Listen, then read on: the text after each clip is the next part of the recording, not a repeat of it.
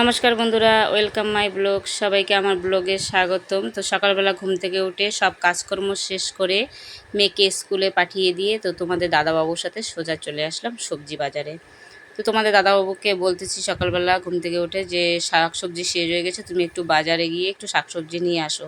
তো তোমাদের দাদাবাবু বলছে আমি বাজার করে নিয়ে আসলে তোমার পছন্দ হয় না, তার থেকে তুমি রেডি হয়ে নাও, চলো আমার সাথে, তোমার পছন্দের শাকসবজি তুমি নিয়ে আসবে।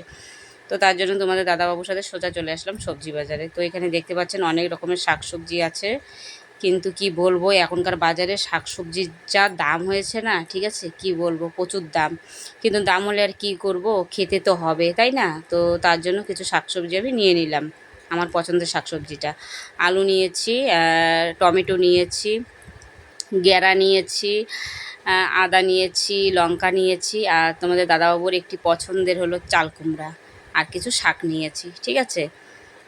তো এই যে সোজা চলে আসলাম বাড়িতে। তো এই যে দেখতে পাচ্ছেন এই পাট পাতাটা নতুন একটি পাট পাতা, ঠিক আছে। এটার নাম কি আমি জানি না, এটাকে কি নাম বলে, তো আপনারা যদি জানেন অবশ্যই একটু কমেন্ট করে জানাবেন। তো দোকানদার বলছিল এই পাট পাতাটার নাকি হেভি টেস্ট খেতে, ঠিক আছে। তো যেহেতু আজকে প্রথম আমি এই পাট পাতাটা দেখছি, তো তার জন্য আমি নিয়ে আসলাম। তো আর তোমাদের দাদাবাবুর পছন্দের হলো কচি চাল কুমড়া, ওনার কিন্তু বেশ প্রিয় এই চাল কুমড়াটা, ঠিক আছে। সর্ষে বাটা দিয়ে চাকচাক করে ভাজা করে দিলে ওনার খুব প্রিয়।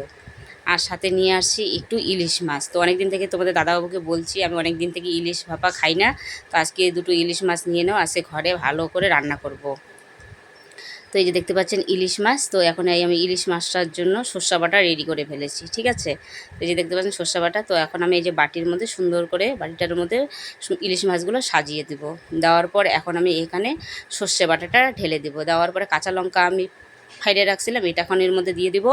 আর স্বাদ মতো লবণ দিব, আর একটুখানি পরিমাণ মতো একটু হলুদ দেব, আর এখন শেষে দেব একটুখানি কাঁচা সর্ষের তেল। দেওয়ার পরে এখন বাটিটা আমি সুন্দর করে ঢেকে এখন এটা আমি জলের মধ্যে আধ ঘন্টার জন্য বসিয়ে দেব। তো প্রিয় বন্ধুরা, আমার ভিডিওটা কীরকম লাগলো অবশ্যই সবাই কমেন্ট করে জানাবেন, আর আমার ভিডিওটা দেখার জন্য সবাইকে অসংখ্য ধন্যবাদ।